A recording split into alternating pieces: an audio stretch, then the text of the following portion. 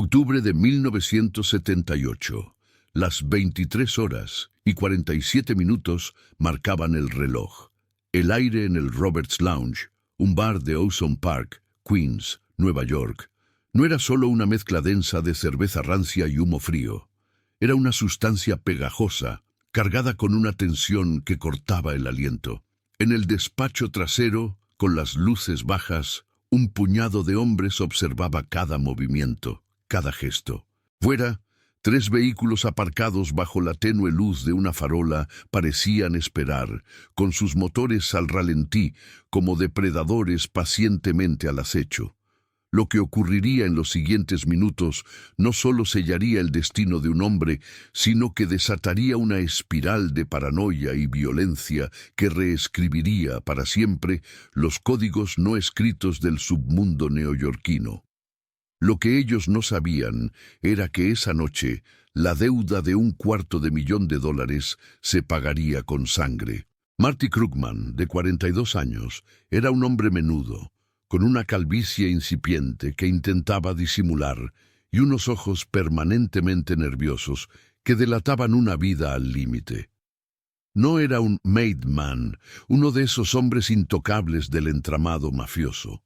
Era un associate, un wise guy de segunda fila que se ganaba la vida en las sombras con apuestas ilegales y pequeños robos, siempre al borde del precipicio, siempre a un paso de caer. Su ambición, tan grande como su frustración, y el miedo punzante a no poder mantener a su esposa y a su hija pequeña, a quienes había prometido una vida mejor fuera de ese fango, eran su herida abierta. Marty estaba endeudado, desesperado.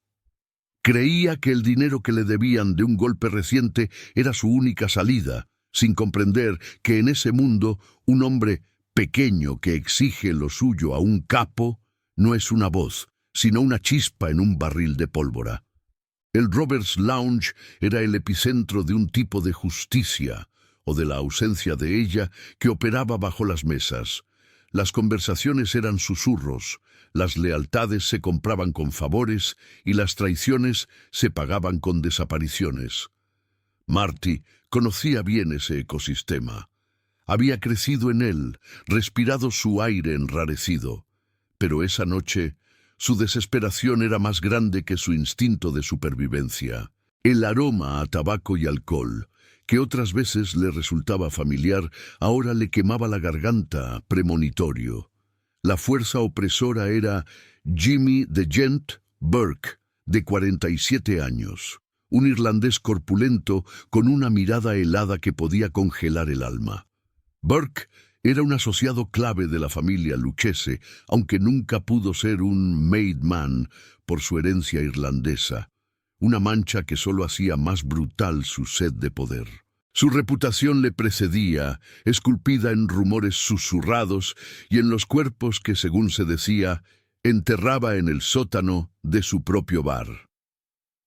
Jimmy no era un villano genérico de película.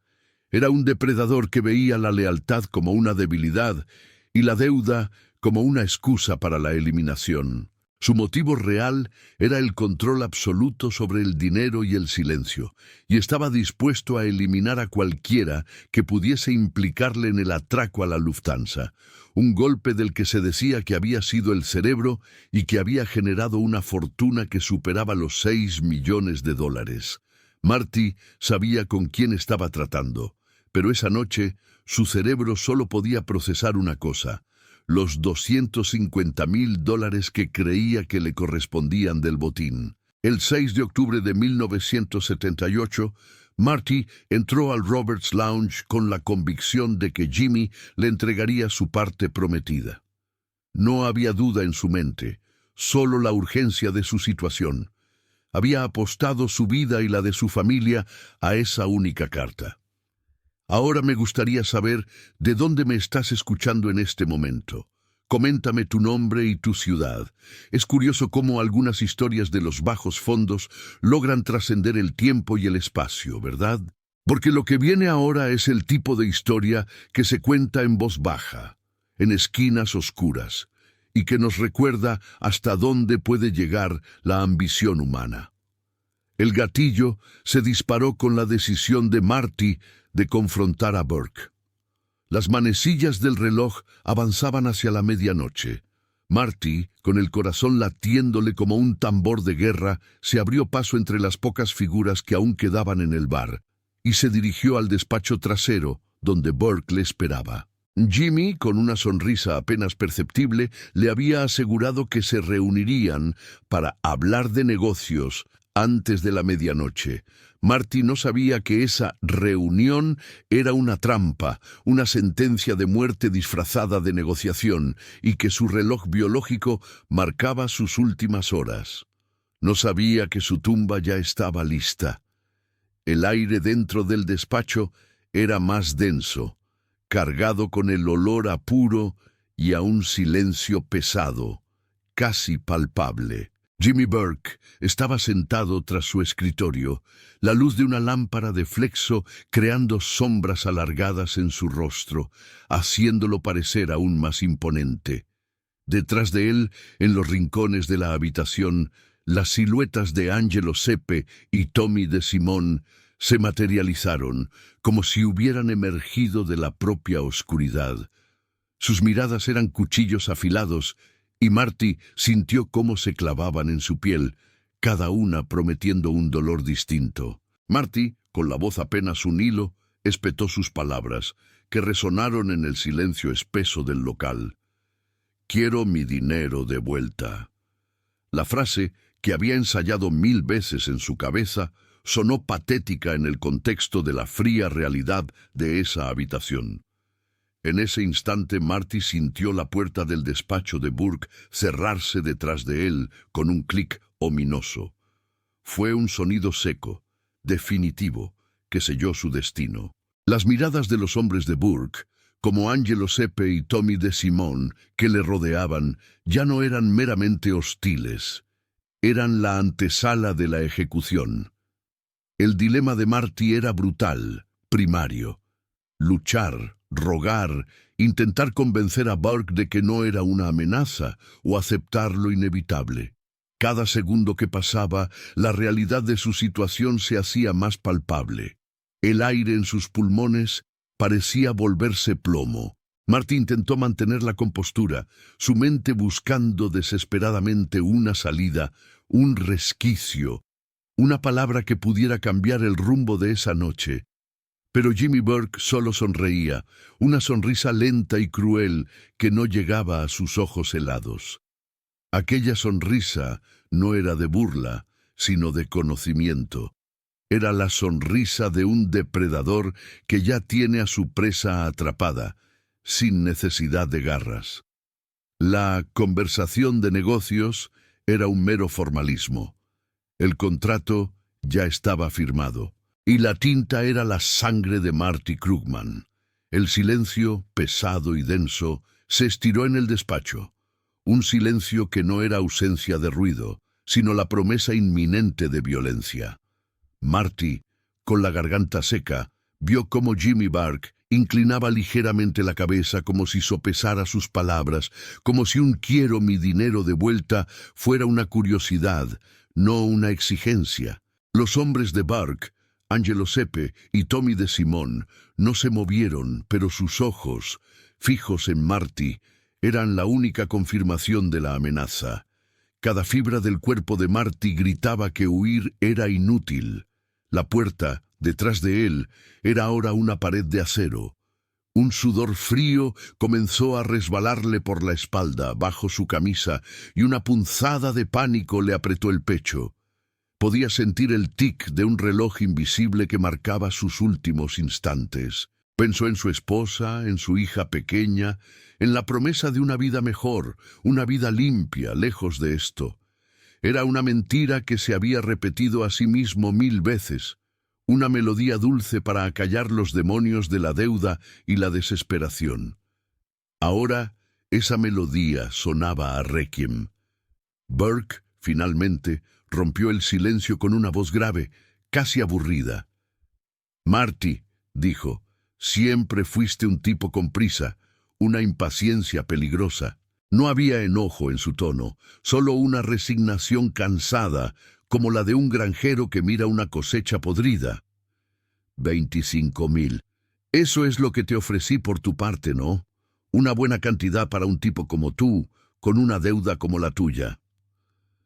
Marty sintió cómo la sangre le subía a la cabeza. La cifra era una burla, una migaja insignificante comparada con los $250.000 que creía merecer, el salvavidas que había perseguido con tanta ceguera. No es suficiente, Jimmy. Eso lo sabes. Necesito el $250.000. Lo habíamos hablado. El Lufthansa. Fue un gran golpe. Al mencionar el nombre del atraco, un temblor recorrió la habitación. Los ojos de Sepe y de Simone se endurecieron aún más. Jimmy Burke, sin embargo, solo sonrió de nuevo, esa sonrisa sin calor. El Lufthansa, repitió, saboreando el nombre como un veneno. Un golpe. Que ahora es mío, Marty, entero, sin socios que hagan ruido, sin asociados que confundan su parte con la mía. La realidad, cruda y brutal, comenzó a calar en Marty. No había negociación. No había discusión. Había entrado en esa habitación con la ingenuidad de un cordero que pide un trato al lobo. Había confundido la cortesía inicial de Burke con una oportunidad, cuando en realidad era solo el preámbulo de su fin. Su ambición, su orgullo herido, su miedo a la pobreza, lo habían empujado a una trampa mortal. ¿Cómo pudo ser tan estúpido? Las promesas, las deudas, las amenazas veladas, todo eso era el lenguaje de los hombres pequeños. Jimmy Burke no hablaba ese idioma. Jimmy Burke solo hablaba de poder y de silencio. Marty miró a su alrededor. El despacho, con sus paredes oscuras y su luz tenue, parecía encogerse. Las caras de los hombres de Burke eran máscaras de piedra. No había piedad, no había escape.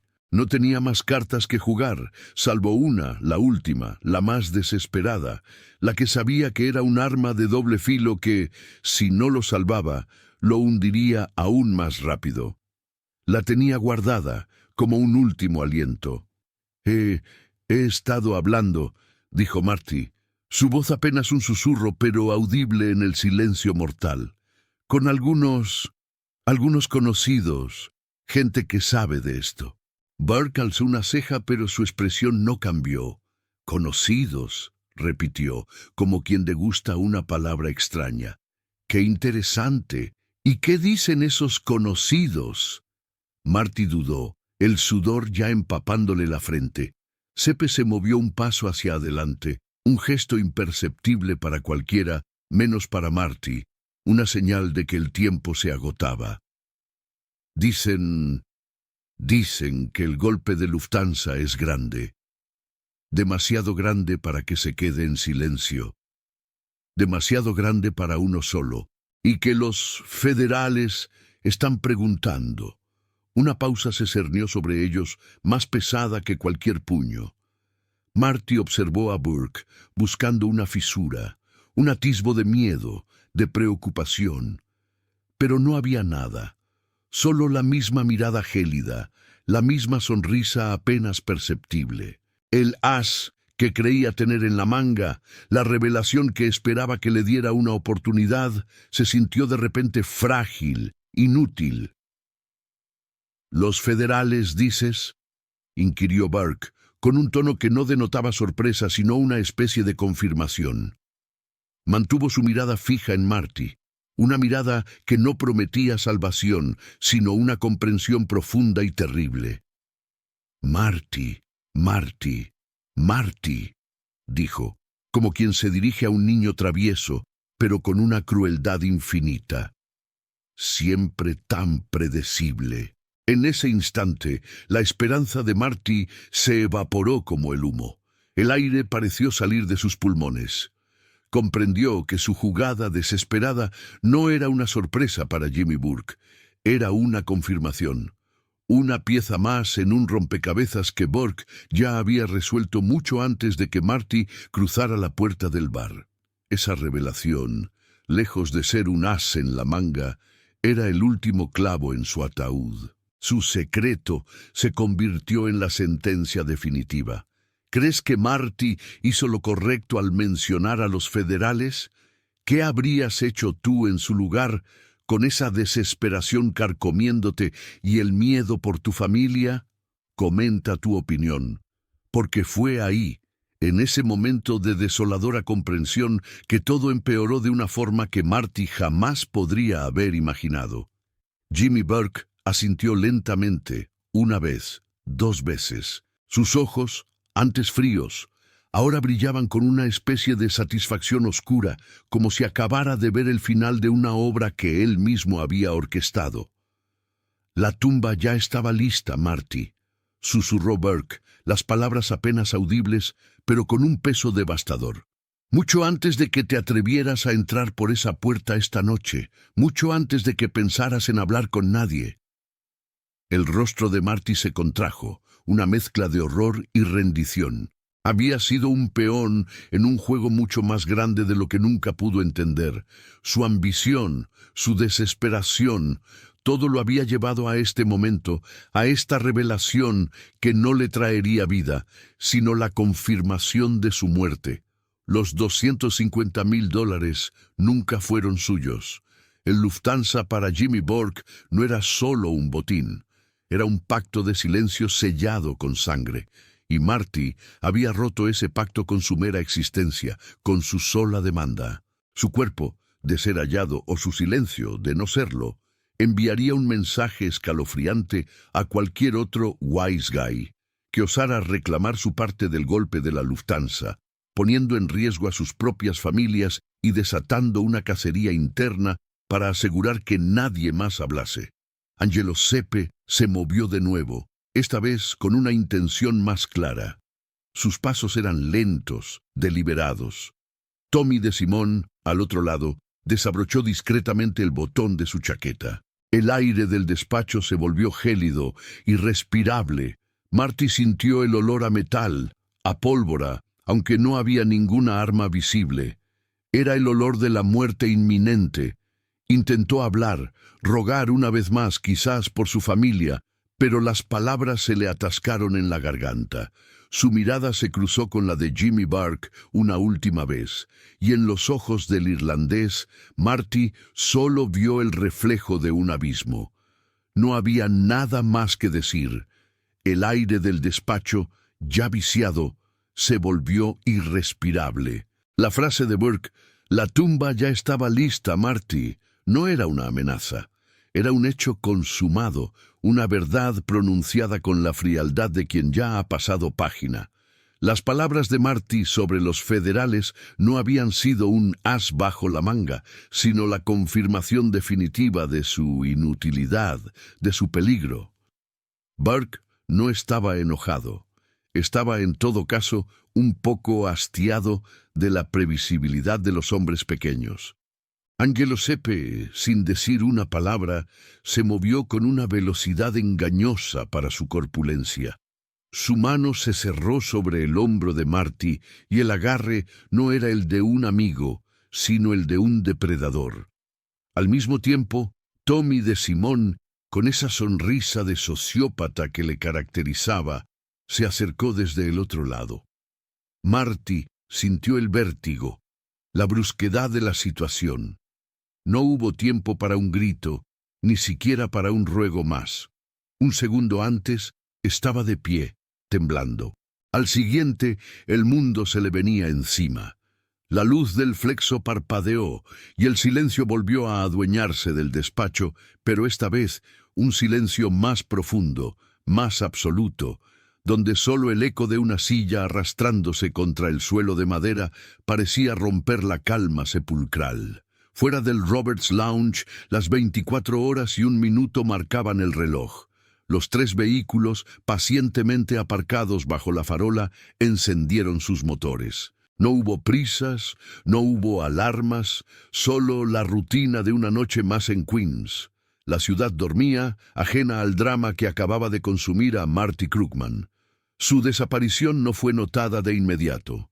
Era solo un pequeño engranaje en una máquina inmensa, un associate con demasiadas deudas y una ambición desmedida.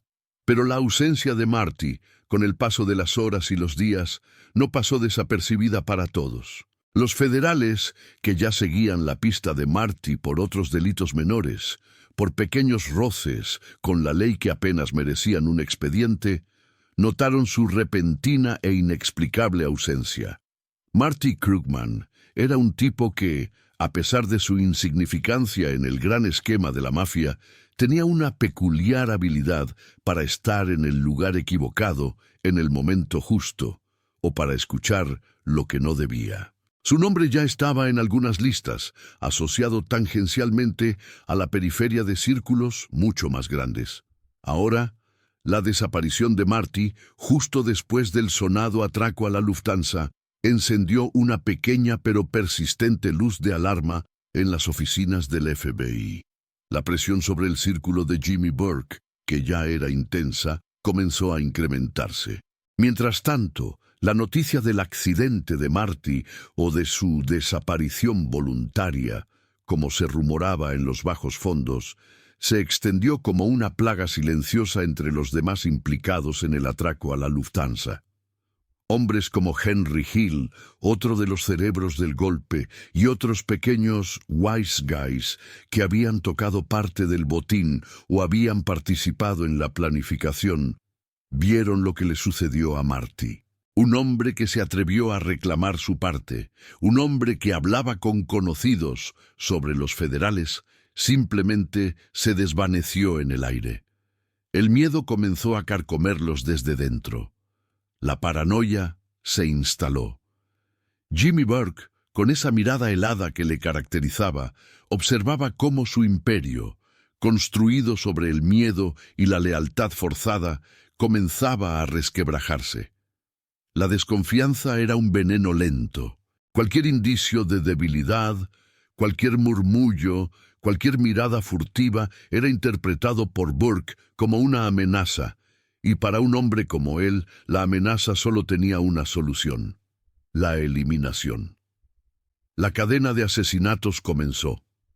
Un par de semanas después de la desaparición de Marty, Frank Mena, uno de los encargados de la carga del avión en el aeropuerto, fue encontrado muerto en un congelador. Luego, Stax Edwards, el hombre que debía deshacerse de la furgoneta del atraco, apareció con 2 tiros en la cabeza, sentado en su coche.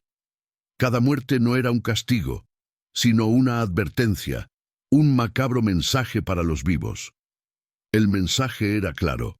El silencio era la única moneda de cambio en el mundo de Jimmy Burke. La paranoia de Burke no conocía límites. Eliminó a Joe Manry, otro asociado, por temor a que hablara. Luego, a Robert McMahon, cuyo cuerpo fue encontrado desmembrado. La purga fue brutal, sistemática.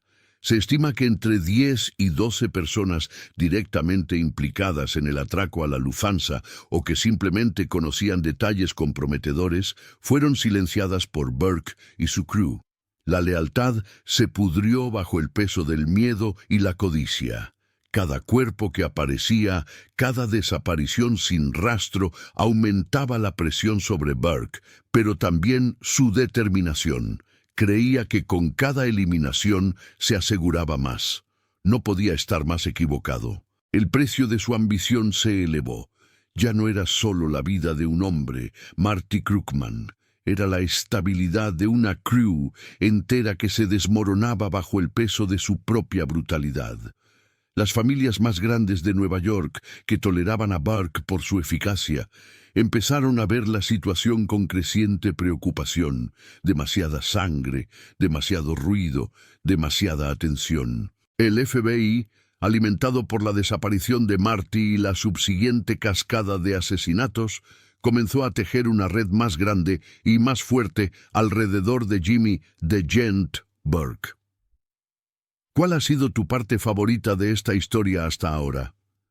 La tensa confrontación inicial, la cruda realidad de la eliminación de Marty o la escalada de la paranoia que llevó a esa cadena de muertes. Comenta tu opinión. La resolución, aunque tardía, era inevitable. La desaparición de Marty Krugman y la serie de asesinatos de la crew de Burke tras el golpe de la Lufthansa fueron piezas clave en la investigación que los federales llevarían a cabo durante años. No fue un único factor, sino el patrón de violencia, la imprudencia de Burke al eliminar a tantos testigos, lo que finalmente selló su destino.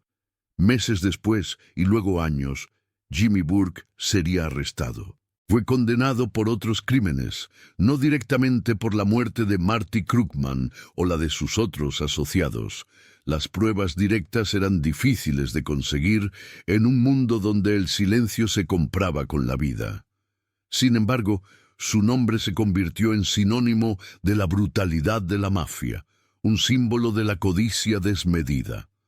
Jimmy Burke murió en prisión en 1996 a los 64 años, víctima de un cáncer. Un final previsible para un hombre que vivió y mató por el dinero, pero que, irónicamente, acabó sus días encerrado, sin poder disfrutar de la fortuna que tanto había anhelado y por la que había sacrificado tantas vidas. El epílogo de esta historia se dibuja con la imagen de un archivo desclasificado, amarillento por el tiempo. Entre cientos de documentos y fotos borrosas aparece una instantánea de Marty Krugman. Un hombre menudo, con una calvicie incipiente y ojos nerviosos. Un hombre que, a pesar de su insignificancia aparente, fue el catalizador de una purga brutal. Un hombre olvidado por la historia, cuyo nombre no resuena en los grandes titulares, pero cuya exigencia de su dinero desveló la verdadera naturaleza de la codicia en el submundo. En la mafia, el dinero no compra la paz, no trae prosperidad duradera, solo eleva el precio de la traición, una traición que al final siempre se paga con sangre. Si llegaste hasta aquí, es porque esta historia te atrapó y te hizo reflexionar sobre el precio de la ambición. Entonces, haz esto por mí. Suscríbete al canal para no perderte más historias como esta. Deja tu me gusta para apoyar nuestro trabajo y comenta qué piensas sobre la moralidad de los personajes de esta historia y hasta dónde crees que se puede llegar por el dinero. Hasta la próxima historia, donde las sombras de la ambición y la traición vuelven a danzar.